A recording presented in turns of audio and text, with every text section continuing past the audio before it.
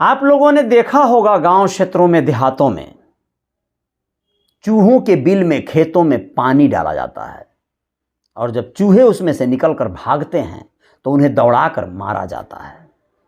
आपने देखा होगा कई बार ऐसे मछली मारते, तमाम शिकारमाही करते लोगों को, जो लोग मछलियों को डूब डूब कर हाथों से पकड़ते हैं, जो कि जमीन में मिट्टी में धंसी रहती हैं, और कई बार उनके हाथों में पानी वाले सांप लग जाते हैं। पानी वाले सांप को देखते ही फिर से एक बार चिल्लम चिल्ली शुरू होती है और फिर उन्हें मार दिया जाता है, जबकि वो विषैले नहीं होते हैं, सांप हैं इसलिए मार दिए जाते हैं। नमस्कार, अजय साहनी स्टार हूं और ये जो खबर है इस पर बहुत कुछ बात नहीं है, बस इतनी सी बात है कि जब जिससे जी भर जाए, उसके अंत की घड़ी आ जाए, या जिससे जी भर जाए, काम निकल जाए, वो काम का न रहे, तो जैसे पुराने ज़माने के राजा आदि अपने बीमार घोड़ों को मरवा दिया करते थे, उसी तरह से आज भी चाहे आप जिस ओहदे पर हों, अगर आप काम के न रहे तो आपको ख़त्म करने कराने की शक्तियाँ काम करने लगती हैं। अमरमणि त्रिपाठी एक नाम सुना होगा आप लोगों ने। एक ऐसे शख्स जो कि सन 2000 के आसपास से लेकर अब तक की राजनीति में बहुत काबिज एक नाम रहा होता, लेकिन संयोग और दुर्भाग्य कहेंगे कि जो कहावत है ना कि जब आपका धन, वैभव, यश बढ़ता है तो आपके साथ कहीं ना कहीं आपका आतंक, आपका दुर्भाग्य आपको घेरता है। सफलता बहुत वजन चीज होती है, उसे संभाल पाना इतना आसान भी नहीं होता है। जब सफलता आती है तो आपको तमाम ऐब और बुराइयों से भी लकदक करवाती है, परिचित करवाती है, और आप उसके चंगुल में आ गए तो खत्म हो जाते हैं।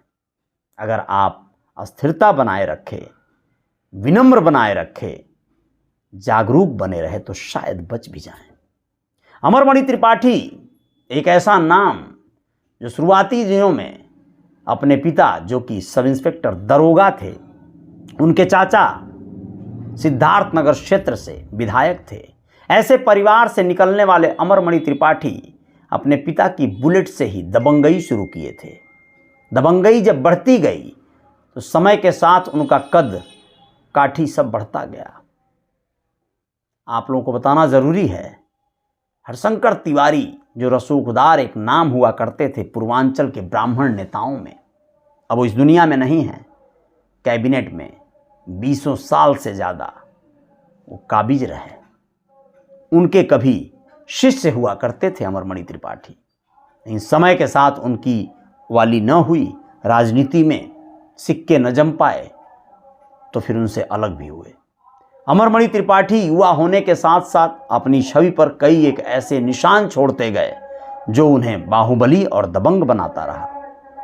वो विधायक बने, आगे बढ़ते रहे, एक वक्त आया मंत्री भी बने। लेकिन आप लोग सोचिए, जैसे ही व्यक्ति विधायक और मंत्री पद को पाता है तो उसका रसूख तो बढ़ता ही है, साथ ही साथ ऐसी समस्याएं कुछ एक बार आ जाती हैं कि वह अपने पूरे सियासत को खत्म कर लेता है। यही हुआ अमरमणि त्रिपाठी के साथ। मधुमिता कांड आप लोगों ने सुना होगा। अमरमणि की पत्नी मधुमणि त्रिपाठी थी। दोनों लोगों ने 20 साल जेल में बिताया, और सच तो ये है कि 20 साल जेल में नाम के लिए जेल था वो, लेकिन अस्पतालों के कमरों को उन लोगों ने अपना घर बना लिया था। बीमारी का हवाला देकर वो लोग हॉस्पिटलों में रहे।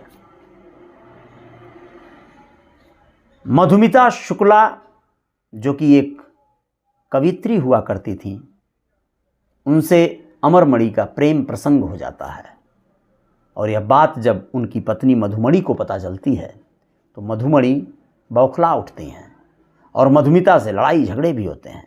मधुमिता जो मात्र 19 साल की थी, 19 साल की वो युवती कवित्री थी, कविताएं कहती थी। अमरमणि से जब परिचय हुआ तो उसे भी ये छवि आकर्षित की और इनको भी वो छवि आकर्षित की। ये आकर्षण इतना बढ़ा कि मधुमिता शुक्ला अमरमणि त्रिपाठी के बच्चे की मां बनने वाली हो गई। हालात इतने बिगड़े कि मधुमणि त्रिपाठी यानी अमरमणि की पत्नी मधुमिता की हत्या की प्लानिंग कर बैठी और इसके लिए बाकायदा अमरमणि से परमिशन लिया गया। संतोष राय नामक एक युवक ने और उसके एक साथी ने मिलकर मधुमिता की गोली मारकर हत्या कर दी थी। यह कांड लखनऊ में हुआ था और ये घटना जब हो रही थी तो अमरमणि उस समय नौतनवा क्षेत्र में प्रेस कॉन्फ्रेंस कर रहे थे। सारा षड्यंत्र था, प्लानिंग थी। अमरमणि त्रिपाठी काफ़ी रसूखदार नेता हुआ करते थे, लेकिन इस एक कांड के बाद उनकी छवि ऐसी धाराशायी हुई कि पति पत्नी दोनों को आजीवन कारावास की सज़ा हुई। बहुत कम समय वो लोग जेल में बिताए, ये बात अलग है, लेकिन छवि और उनका पूरा परिवार एक तरह से बिखर सा गया। उनकी 2 बेटियां जो काफ़ी पढ़ी लिखी रहीं, उनके बेटे अमरमणि त्रिपाठी एक बार विधायक भी रहे।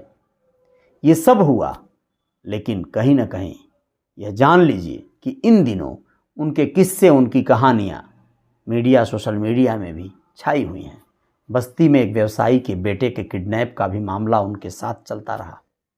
इस मामले में कोर्ट ने इन दिनों काफ़ी हल्ला मचा रखा है। उनकी संपत्तियां कुर्क करने की तैयारी चल रही है।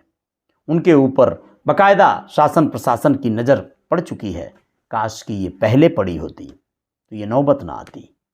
लेकिन इन दिनों ये चर्चाएं तेज हो गई हैं, ये बातें तेज हो गई हैं।